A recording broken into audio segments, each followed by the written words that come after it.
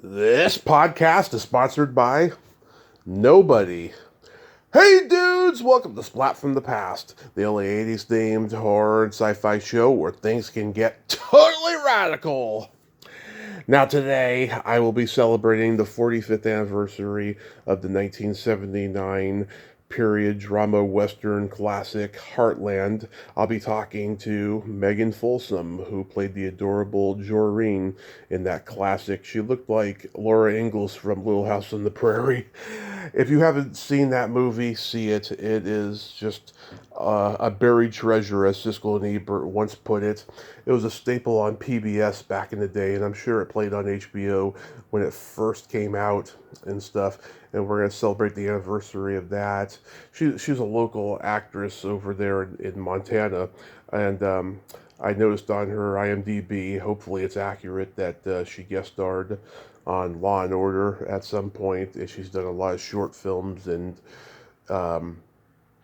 feature-length films that were shot in Montana since. And it's going to be a great conversation today, and I can't wait.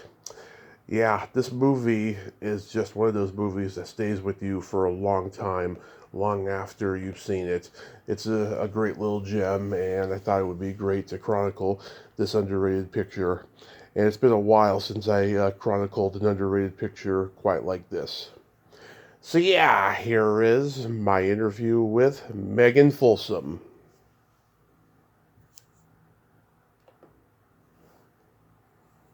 Hey Megan, welcome to the show. How are you today? Hey, thanks, Tommy. Good. How are you? I am fabulous. This is such a great honor. Thank you so much for taking the time today. Oh, God, no problem. So, going back in time, you were obviously a child actress. What age did you start gravitating toward acting? Uh, well, I started doing stuff on stage. I started dancing, dance Hmm. classes when I was 5 or something like that, and then started doing plays when I was around 7. Nice.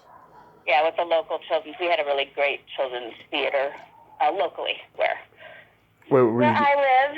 So my mom threw me in those classes when when my parents split up, give me something to do. So, were you doing ballet? I studied ballet, tap, and jazz when I was real little, and then after that, I mostly just did the theater and the singing. I sort of was an actor who could move. So, but dancing was not my number one thing. But you were a dynamo, and your parents recognized that, so they got you into it really early, which is good. Yeah, well, they kind of couldn't shut me up, I think, so they knew that I needed an outlet. So, I was a high energy child, a talkative, high energy kid. So, So did you do school plays and community theater? mostly community theater, and then that's how I ended up getting the audition for Heartland, actually, Nice.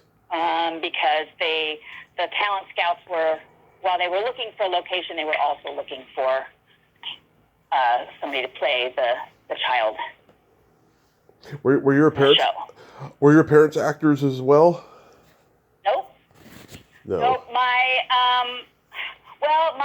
My mom and dad originally met in high school in a singing group. Mm-hmm. My dad did a little bit of that, but my whole mom's side of the family is very musical. They're music teachers, choir teachers. My mom had a music minor, so performers to some extent. I have an uncle who's an actor. Mm-hmm. He's the only other actor really in the family. So I was a bit of, and he's also a musician. He's a piano and voice teacher. What, But he was the only other one who did straight acting stuff as well. So it was just something just kind of particular to me for the most part. what's your uncle's name? His name's Dennis Craig.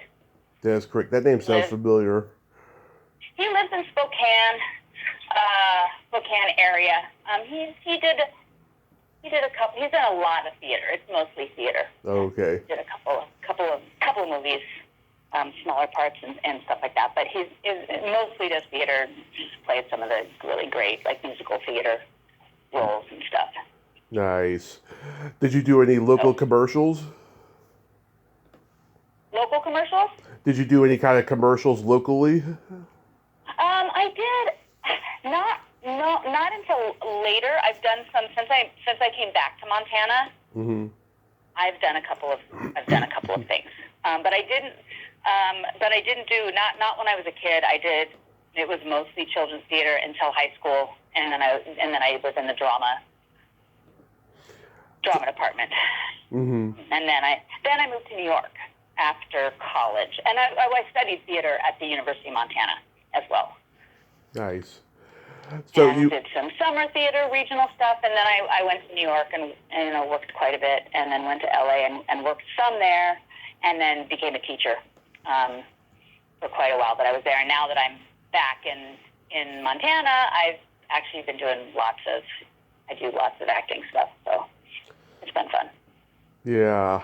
So you're in this theater company and you get to audition for Heartland. How old were you at the time?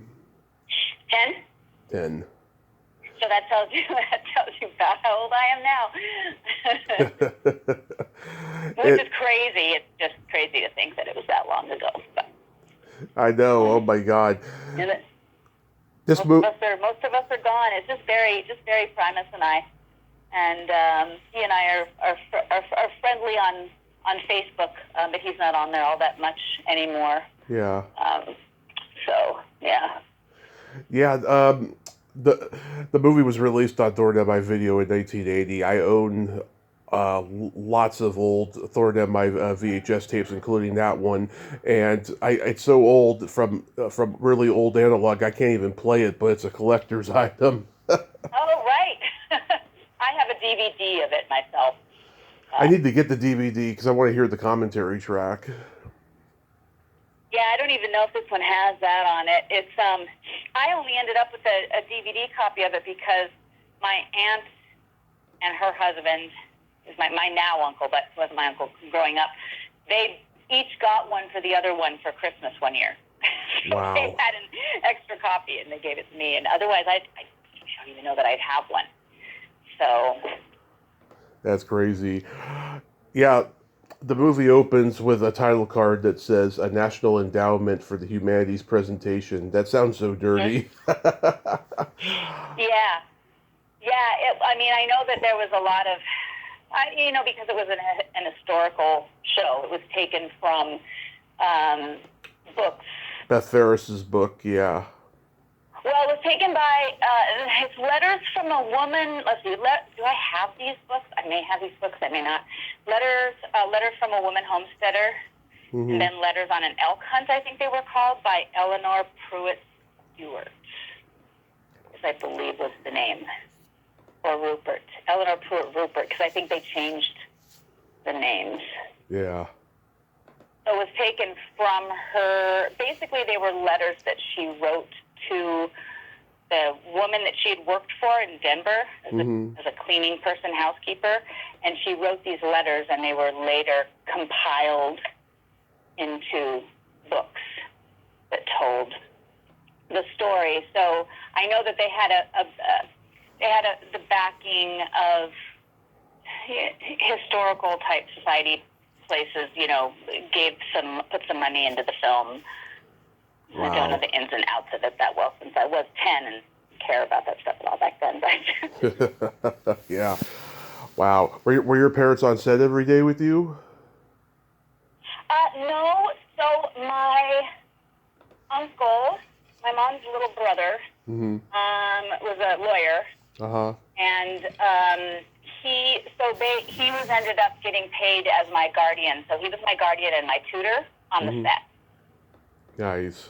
So they put me up in a hotel, and he was in the hotel room next to mine, and so he was there with me on the set. And when I wasn't, filming, we would do homework and that kind of stuff. Oh. Yeah, you were so adorable. You looked like Laura Ingalls in Little House on the Prairie. That was my favorite show growing up, so it was kind of nice for me to do that. And I had actually gotten some interest for playing other roles, child roles that were similar, you know, to that. I think they called me one time. They were supposedly doing a movie about Caddy Woodlawn, and I don't even know if that ever happened. So I kind of got, you know, pigeonholed in that a little bit, but I didn't want to. My mom had said that she would move me to LA if that's where I wanted to go, because they said I would work, and I just, it was tough being from Montana and being in a movie like that, because in LA it's typical for kids to have acting careers while they're in school, that kind of thing. Oh, yeah. But here it wasn't, so it kind of singled me out. As you know, it kind of singled me out, and it made me stand out from the other kids, and that's hard when you're that age, you know. Yeah. I want to blend in. Did Conchata become like a mother to you? Yes, I mean she and I were very close. You know, during the filming and afterwards, she definitely went to bat for me a number of times. When the conditions on the set she didn't feel were right, you know, they would let me get too cold, that kind of thing. So she definitely went to bat for me, and she ended up having a child of her own, I think when I was about 12, maybe, when Samantha was born. I'm not sure how old Samantha is now exactly, but she said that she never wanted to have kids until we had worked together on the set, and then she ended up having one child, Samantha, and stopped there. But yeah, she was very protective and definitely took me under her wing. And then we stayed close until shortly right before she died, really. I just got married in 2020 for the first time, and she and her husband, Arnie, were planning to come to Montana for the wedding, but she'd had her cardiac arrest and had some issues, and wasn't even, at the time of the wedding, was not even really conscious. Yeah, God. So, yeah, that was rough. Yeah. You waited too long. Definitely. Yeah, exactly. Yeah, exactly. I waited too long. But we lived in LA at the same time, so we would go and have lunch and, you know, see each other then. And when I decided to go back to school to do teaching for a while, she was really supportive of that. That's sweet. She, you know, what if you look at her 100 credits that she did, this is probably like her only lead role. She did a lot of theater stuff with Lanford Wilson early in the day. Right. So, like that. And then she did Hot Out Baltimore, and then that became a TV show. Right. But I don't know, I don't really know that play that well. I think maybe she was a lead in The Seahorse. Yeah. I'm trying to think back. But generally, yeah. I mean, and then she had, of course, her long-running Bird on 2.5 Men. Oh, yeah. She was so great at comedy. Yeah, supporting. So she was a character actress mostly. So, yeah, having a lead role like that was not really the niche that she fit into. She was so great at comedy. I love it when she was in the Adam Sandler movie, Mr. Deeds. Did not see that. Oh, God, it's hilarious. She wrestles Winona Ryder in the movie.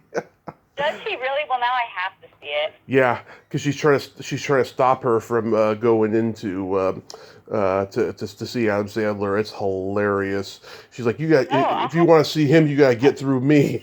You know. And there's a hilarious part. Oh, sorry.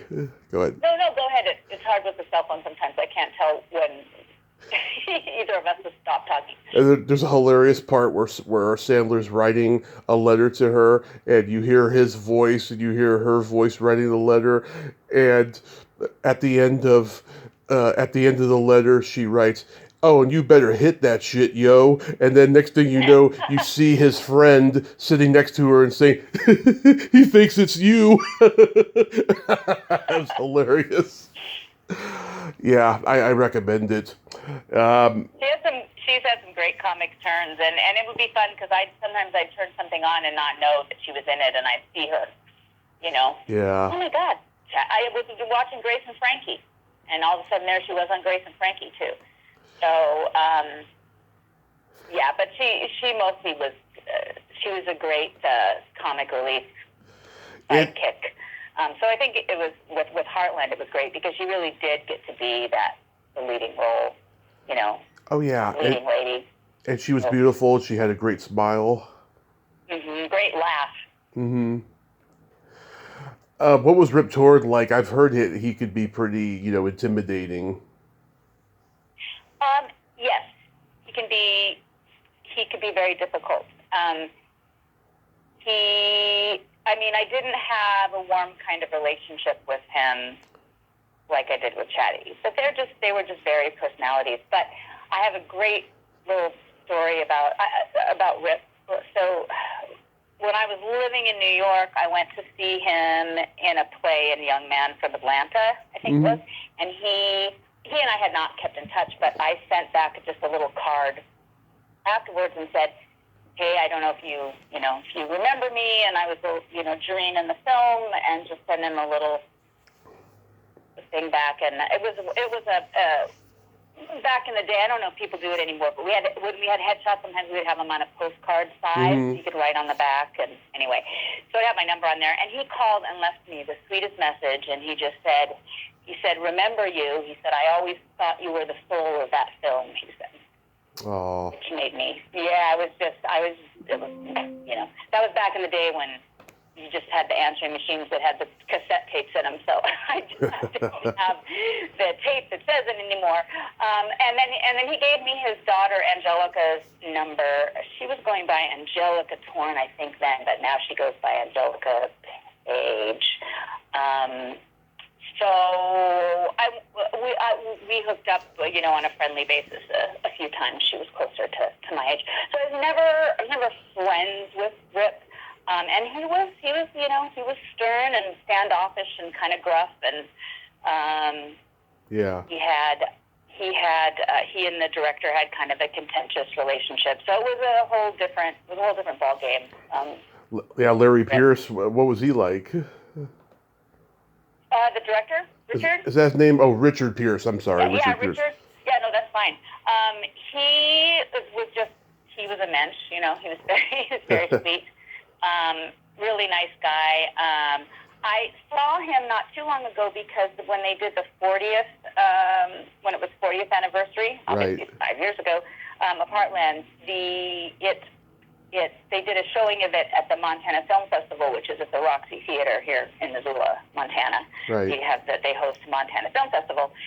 And so they closed with Heartland, and then we did a little panel discussion and stuff. And Rip had just died. Chatty was still alive at that point. But they just had, the only person they brought in from Los Angeles was Richard Pierce. So Dick Pierce was here, and then a couple of the writer-producer women and myself, and they did a showing and then a panel discussion, and so I got to catch up with him there, and a bunch of us went out to dinner and stuff like that. So he's just a super, super nice man. Oh. And also, too, I one thing I always noticed, Rip's character is almost Amish-like in the way he talks and that beard he has. He was a true chameleon, that guy. I mean, he could do any accent or anything. Yeah, so the character, the actual historical character, it was Scottish. And so his accent was supposed to be a Scottish brogue, but I don't really know what exactly the accent was that he used. I actually wasn't even aware at the time that it was supposed to be Scottish brogue, but I guess that it was. But yeah, I've heard lots of great stories about Rip Torn too, just through stories that other people have about him, from all the years I studied acting in New York and that kind of stuff. And basically, they all sort of boil down to he's brilliant. Yeah. And a very complicated human being. Yes. So, yeah. Like so many actors. I guess so, right? Yeah. Lilia Scalia, she was a legend by that point. She was in her 80s. Yeah. What was she like? She was very sort of genteel. Mm-hmm.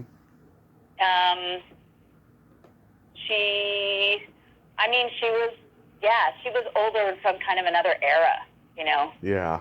of movie stars. So she definitely, I would say she was definitely less casual than most everyone else, if that Mm-hmm. Yeah. any kind of sense. A little more buttoned up and, just a very gracious woman. But she mostly kept to herself. She did her scenes, and other than that, she was largely, in her hotel. She didn't hang out with everybody else much. There was, with the younger cast and crew, there was definitely sort of a little bit more of a party atmosphere that would happen when shooting, and she wasn't involved in any of that. She was in the room on the other side of my uncle in the hotel that there were two different hotels that they put people up at. Because she had seen it all, she had been through it all, so she probably just wanted to do the work and that's it, Yeah, I think so. I mean, I think that was just sort of the era almost that she was from. You go and you're serious about your work and you do it, and then, it was her job. Right.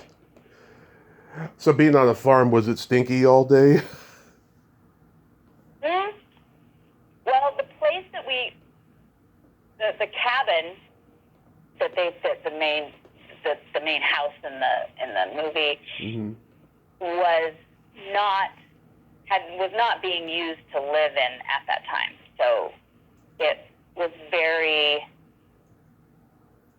it got really, really cold. That was one thing. Plus, we were wearing period costuming. Right. And so a lot of it, had these little thin leather lace-up boots and stuff like that. It was really hard to keep warm.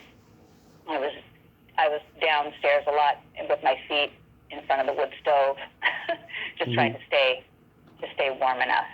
And so it wasn't a working ranch at the time. All the animals and stuff they brought in from other places. So that actual homestead was not a working ranch or living space at the time. Mm-hmm. So all the horses, the pigs, the cattle, all that stuff was pretty much, they used other people's from around the area. And the cow birth at the end, of course, that was real. And I remember Chatty, she had to sleep on set.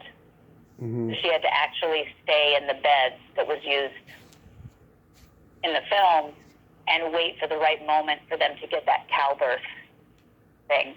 And, and I had never milked a cow before, so, that was all authentic.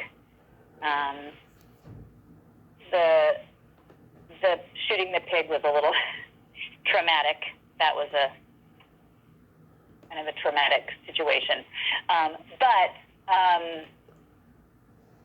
So all the things that made it, look like a farm and whatever, those were all basically borrowed from the farm for now. But it was great, like the cowboys, when they had the whole branding scene and stuff. Mm-hmm. They had real cowboys come in. They could do the roping and all that stuff. So lots of locals. Was that real snow? So the snow that you would see, there was plenty of snow. I mean, it was spring in Montana, which is notoriously, especially in certain parts of the state. I mean, we had a snowstorm at the end of May. Right. Here. So there was a lot of it that was authentic nature weather, and we had to sort of mold the shooting schedule to what the weather was doing. Mm-hmm. So you'd have something planned, and then you might have to, if the weather did something different, we'd have to say, nope, we have to go to this scene instead because we need this weather for that scene. So most of it was Mother Nature. There are some scenes where, say, we're looking out the window and the snow's falling. Mm-hmm. Some of that was fake snow. So if we didn't have snow falling when we needed to do a snow falling scene, they'd hook up the thing above the window, and it's just kind of like almost a little bit of, it's like kind of foam stuff. Mm-hmm. And it would drop down, and then it would make it look like it was snowing as we're inside the window looking out. So there was some of that. They did create some of that stuff. Because that's my favorite part of the movie. I love the snow, and it just gives it that vibe of like so old timey, you know. Yeah, and we did travel around. We went to the White Sulphur Springs was where the train. So when we arrived on the train, where that was shot, we shot that toward the end. And then the whole sheep, the shepherd's wagon. Right. Where they find the man inside that has passed away and stuff like that. That was in a separate area too. So we went, and I stayed overnight with the people who owned that property and that sheep ranch. Wow. So there was some traveling around the eastern part of the state. Beth Ferris. So was she on set every day?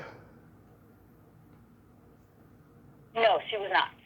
Neither she nor Onik were, because they weren't part of the production team. Okay. They were writers and producers, but they weren't actively. They would be on set sometimes, but they weren't there regularly.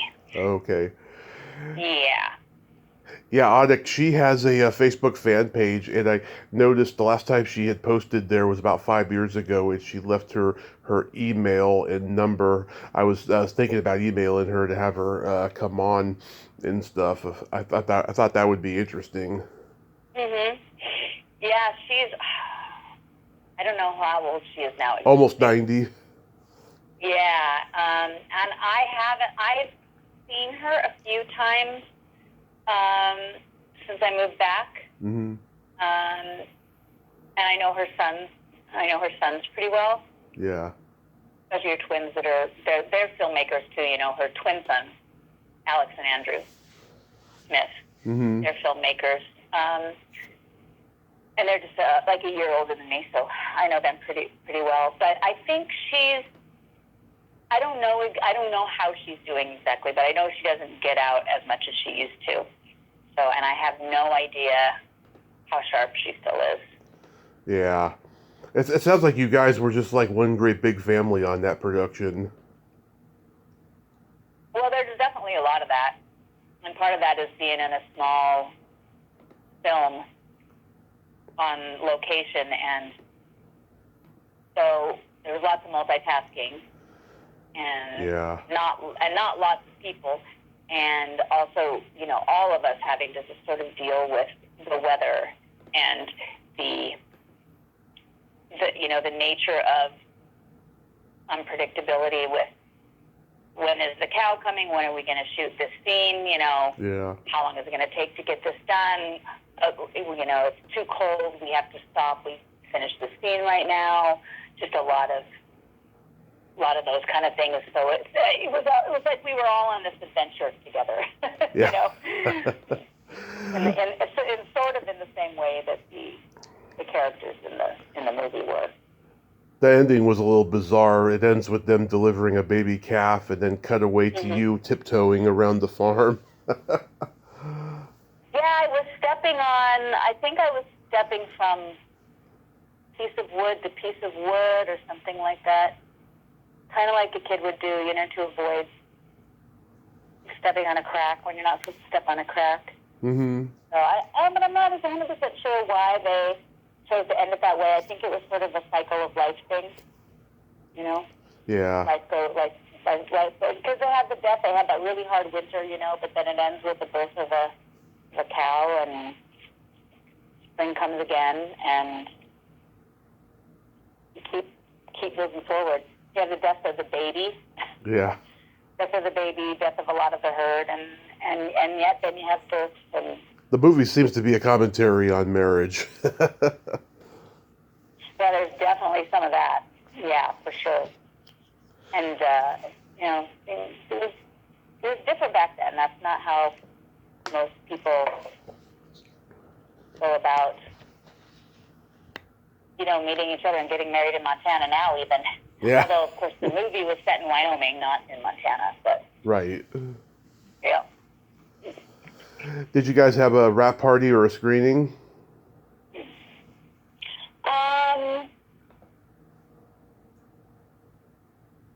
I don't necessarily remember a wrap party. There may have been one. Mm-hmm.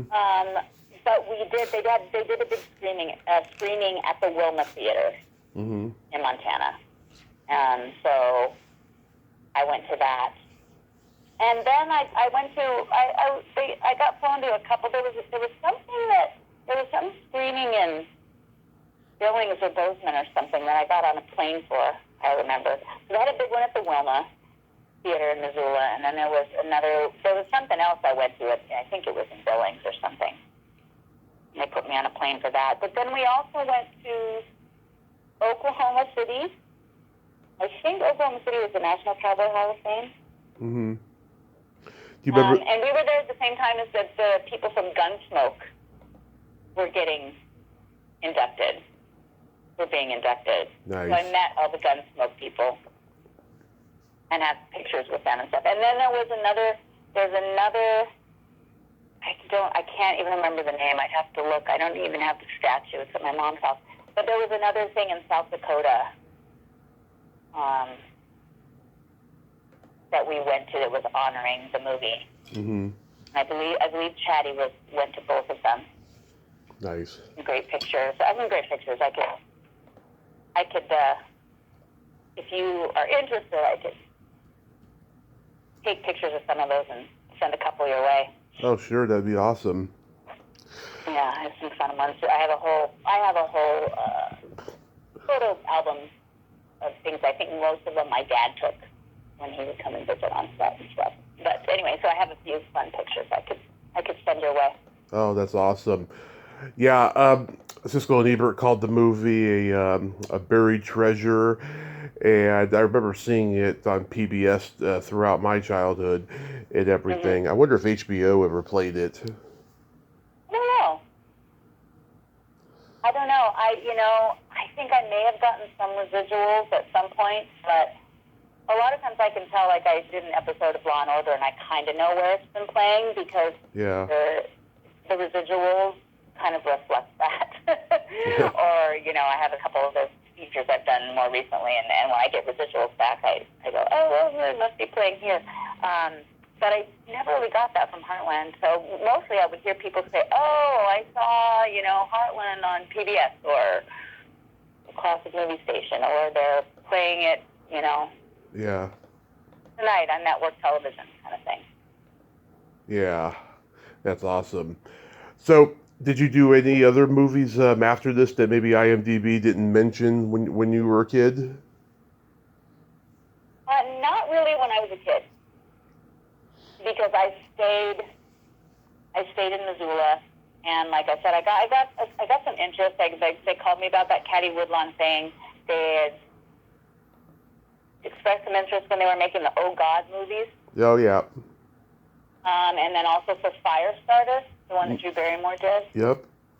But it was phone calls from an agent that was kind of working with me in Los Angeles, and he would call because they would get, he would get a call from somebody, and they would call me. But there were never circumstances where they were willing to put me on a plane to come out and audition and pay for it, kind of thing. Right. And of course, back in those days, you didn't have, like, even stuff that's fairly local a lot of times now,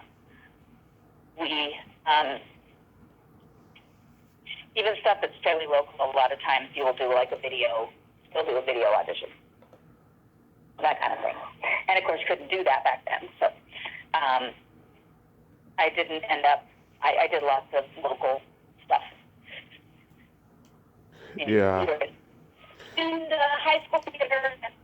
And then when I was in New York, I worked on numbers of things, more independent stuff than any. I worked on some bigger films, but more in the background. You know, more the major films. Like I was in Men in Black, actually. So I guess I was in another film with Rip Torn, but not in a scene with him. But then since Montana has a really great film community here. Who's grown up here, so I've done 3 features since I moved back here. But they're all, you know, as a mature adult. But I think those are all on IMDb. Yeah, tell me about working on Law and Order. So that was kind of interesting because I was doing some stand-in work on Law and Order.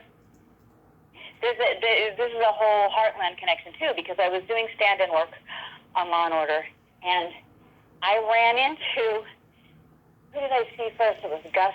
So Gus Macris and Chris Miziano. And Chris Miziano is a huge producer now. He did The West Wing and big stuff. Anyway,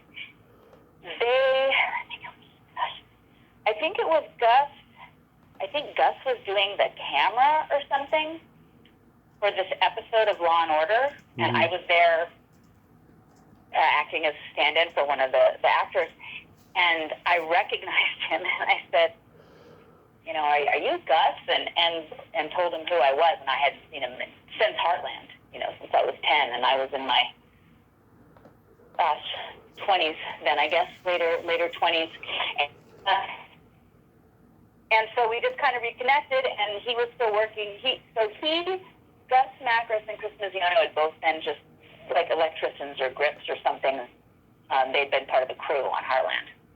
And so I kind of reconnected with them, and so they got me an audition for a part on Law and Order in front of the producer, the producer guy, and it ended up being an episode that I think Chris Miziano was doing camera at that point, and Gus Macris was directing. So I ended up on an episode of Law and Order that those guys directed and DP'd after running into them. And then I actually ran into Chris Miziano in a different place in New York, and he introduced me to his friend Jerry Seinfeld. And when Chris told Jerry Seinfeld who I was, that I was the little kid in Heartland, Jerry said, "Yeah, I love that movie. I've got that at home. I watch it all the time." I was like, "That's cool. Jerry Seinfeld knows who I am." So there definitely were some of those 6 degrees of separation things that happened. Oh, that's cool. Working on the show. So I ended up getting that audition for that part on Law and Order. You know, I just did a guest star for one episode. But I ended up getting that specifically through running into Gus and Chris. Another guest of mine was in that episode, Michael Mislove, who was the founding member of the sketch improv group, the Ace Trucking Company, which had Fred Willard in it. He passed away recently. I love him. Fred Willard. I love Fred Willard. Yeah. So much. Mike passed away recently, unfortunately. I was glad. I was probably the only person who interviewed him on the podcast, and we talked over 80 minutes. He was telling me lots of great stuff about that time in comedy. Wow, and so was he on? He was on not that same episode of Law and Order. Yes, that same episode. Really? That's why I brought him up. Yeah. What part did he play? I'm gonna look it up here. I'm gonna look it up here. I need to write it down so that I can. He was on Menace. Let's see. Tony LoBianco was in it too. He passed away last week. Wow. I reached out to him a few years ago, and I didn't hear back, unfortunately. And he worked with Rip Torn in City Heat. There's a big connection here. Wow. Let's see. He played a guy named James Lyman. That was the character that Michael Mislev played. And how do you spell his name? Michael, Michael, right? M-I-S, Love. Mislove. Yes. Okay. I will look him up. And he played his character on so he's on that episode of Menace, I think. Your episode, yes. His name's James Lyman. That's the character's name. Lyman? Yeah. And for some reason, they don't put down that he passed away. Oh, they don't have that. No. Well, I'm interested. I'll look up who he is. I don't have a copy of that episode. Actually, that may not be true. I think I have a copy of that episode of Law & Order on some type of tape that nobody uses anymore. Mm-hmm. The big master copy. It's not just a regular VHS, which I don't even have a VHS player anyway. I do. Actually, I think it might just be my scene. Yeah. Yeah.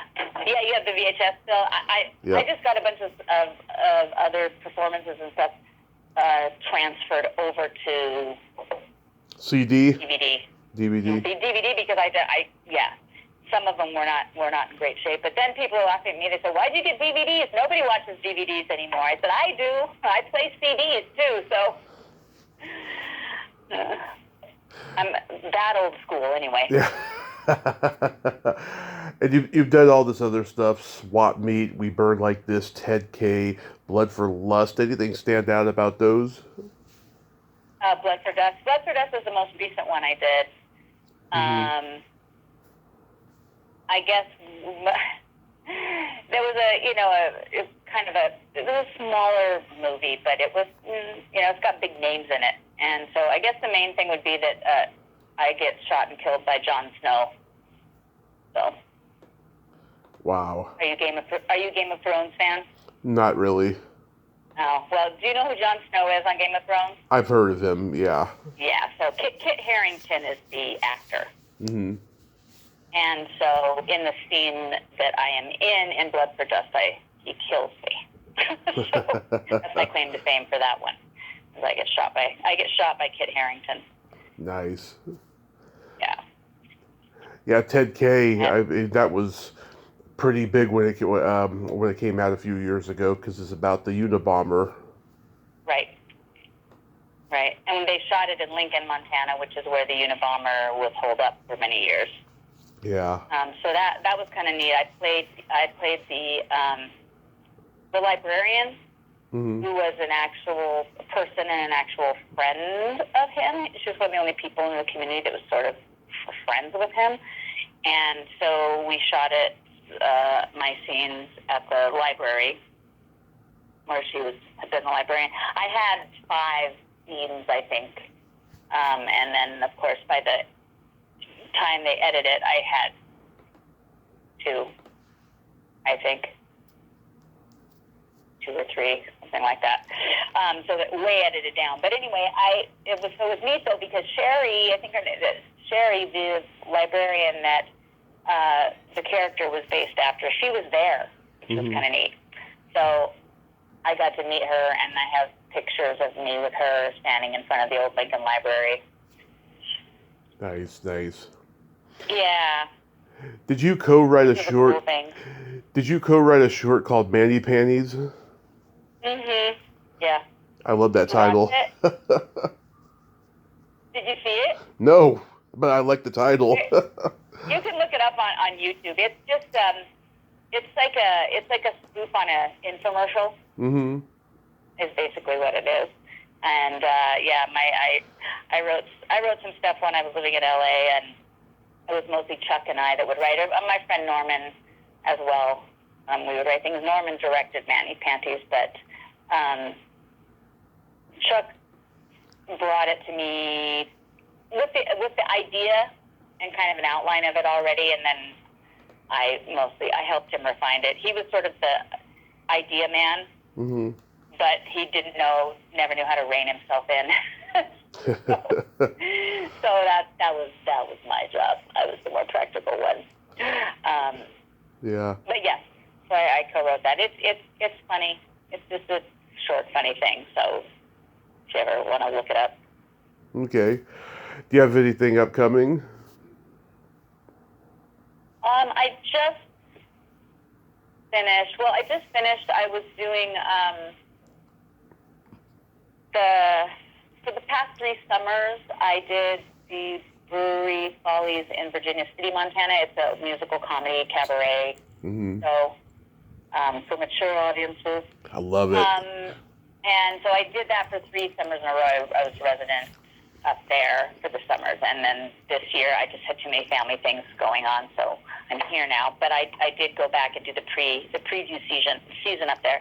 And then I just finished a play by a local playwright, Joan Melcher, called The Dog Confessor, Mm-hmm.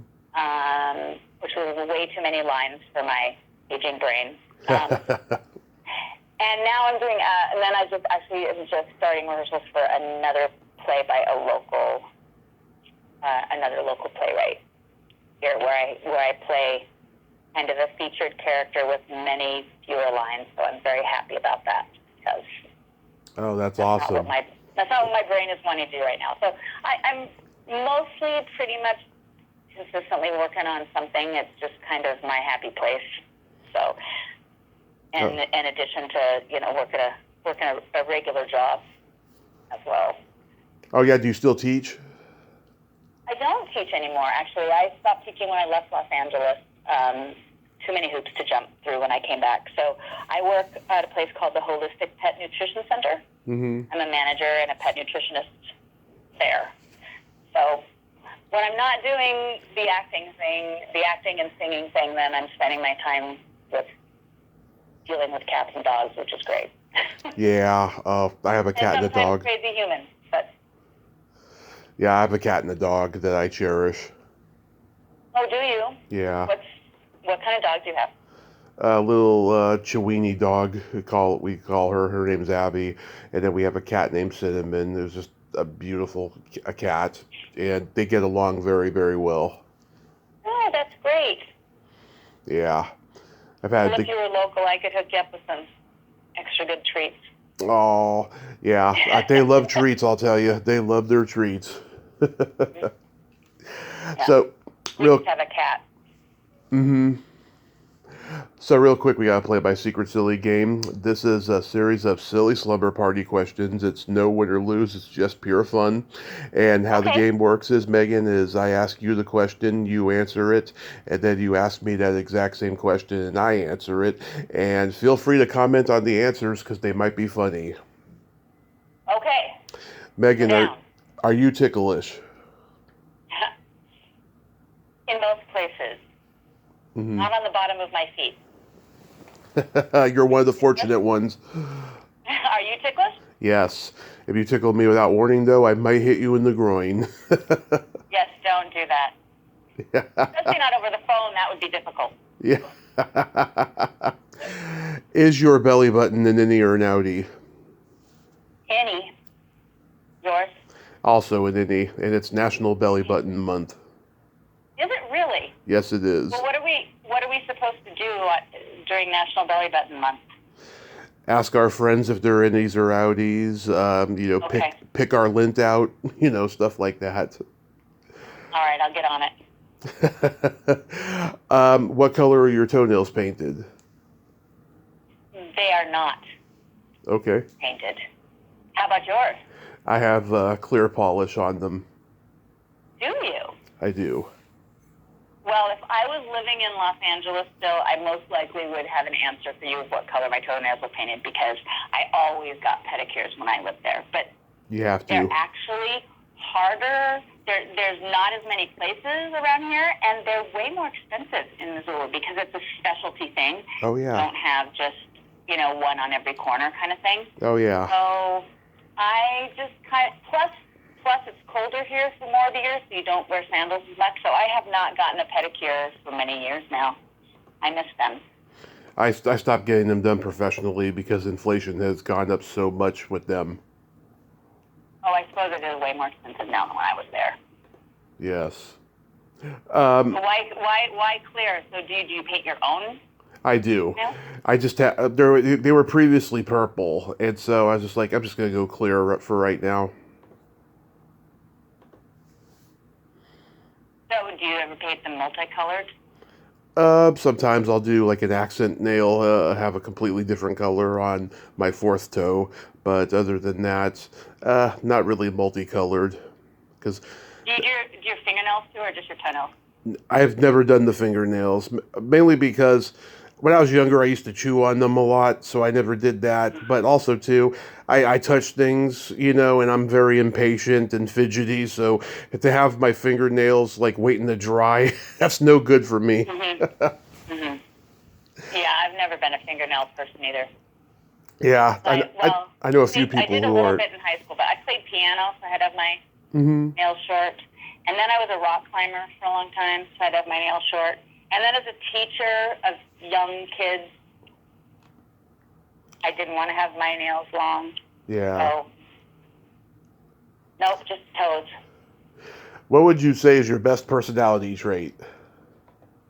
My best personality trait? Oh, there's so many good ones. No.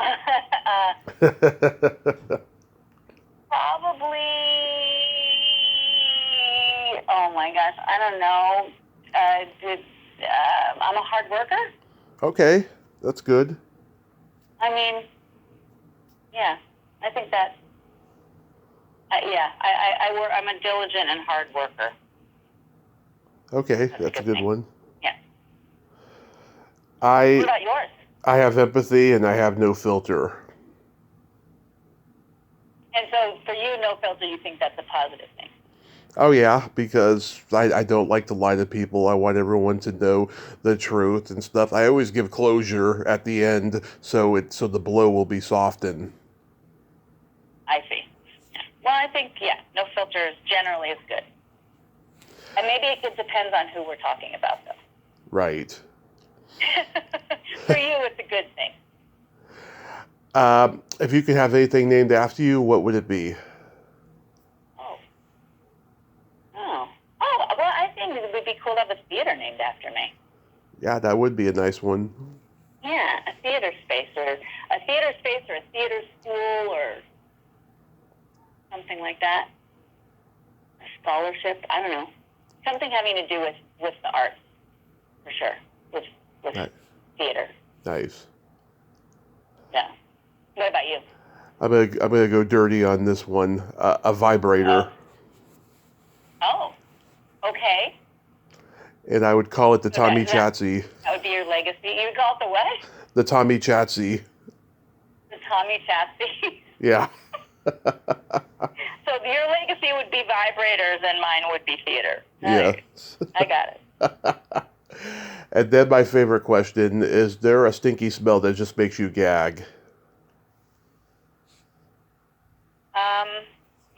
Okay, so I'm going to go a little Okay. dirty on this. Not dirty on ass smell. Yes. I agree.